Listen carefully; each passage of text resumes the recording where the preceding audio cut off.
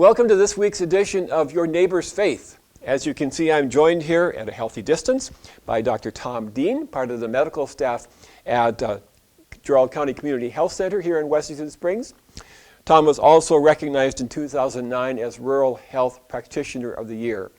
We're going to go just a little bit longer than usual today as we talk about the medical and faith responses to this coronavirus pandemic. Tom, it's been a little over 8 weeks since the first COVID-19 case was reported in South Dakota. What specific challenges does this pandemic present for rural medicine?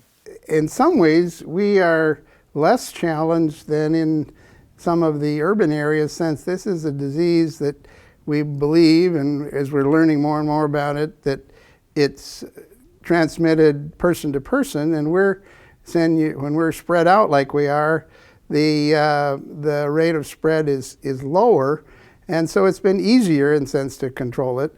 On the other hand, we have been limited by the limitation of staff and facilities that we have. The media made a big thing about the number of ICU beds in rural areas. I don't think that's really a relevant issue, from my point of view. But the disease itself presents gigantic challenges. And it really is different than anything that we've encountered before. Even though we've had really dangerous epidemics in the past with SARS and Ebola, but this particular virus has characteristics that make it almost the perfect or worst possible enemy. It is deadly to a small proportion of people, and it's silent to a large proportion of people, which means it spreads rapidly, and on top of that, it's one of the most infectious viruses that we've encountered in a long time. So it is an incredibly difficult enemy. So what is the best scenario you see moving forward in this community? I think our community has responded in a responsible way, and we're fortunate because we've had one notable outbreak, but it appears that it's been contained, even though we've paid a high price and we've had a couple of deaths. But it hasn't, when I first heard about the situation, I thought we were in for probably a very serious outbreak. But people have approached it responsibly, and the outbreak appears to have been contained and without more spread, although we will see more. It's just inevitable that we're going to have more. And so I think that, I think that the one thing that people need to remember and think about, and in fact I think have lost track of already, is that even though we have, as all the authorities talk about flattening the curve, we've done nothing to eliminate the virus.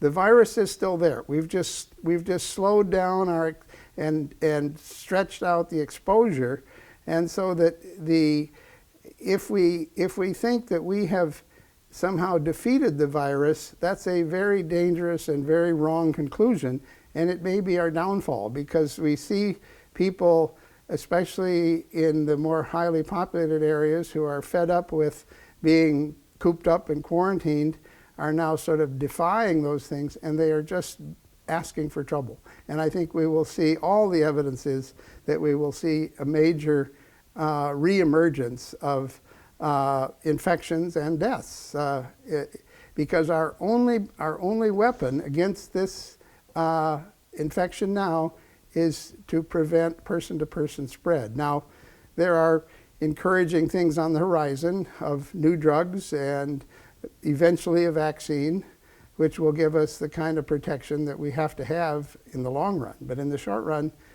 we're still stuck with trying to prevent person-to-person spread. In addition to being a doctor, you're also a cancer survivor who is of retirement age. Two particular categories that probably affect your response to this pandemic? Yes, yeah. It does make me a little more cautious, probably. Although my cancer situation, I have been exceedingly fortunate, and the disease is in remission. It's not gone away. It's not cured, but and it could flare up at any time. But it does make me more susceptible. And in fact, just as a little bit of to get my attention, I read the other day that the particular cancer that I have, myeloma, is one of the ones that is most susceptible to COVID. So anyway, it just means we be a little more cautious. How does your Christian faith impact your response to a pandemic like this? The part of Christian teaching, I think, that I have found most powerful and meaningful, that the elements of compassion and justice are they principles, are they elements, I don't know what, are the things that I believe are most important and the things that I hope have guided my decisions as best I can.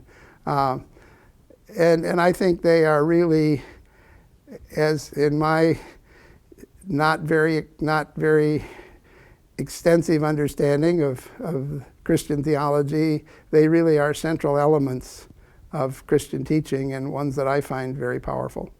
Well, thank you, Tom. Time and again, Jesus told those who healed, your faith has saved you.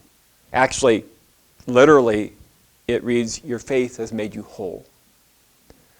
As we navigate this time together, may the presence of Jesus in your life bring you wholeness and health in body, mind, and soul. Join me again next week for Your Neighbor's Faith.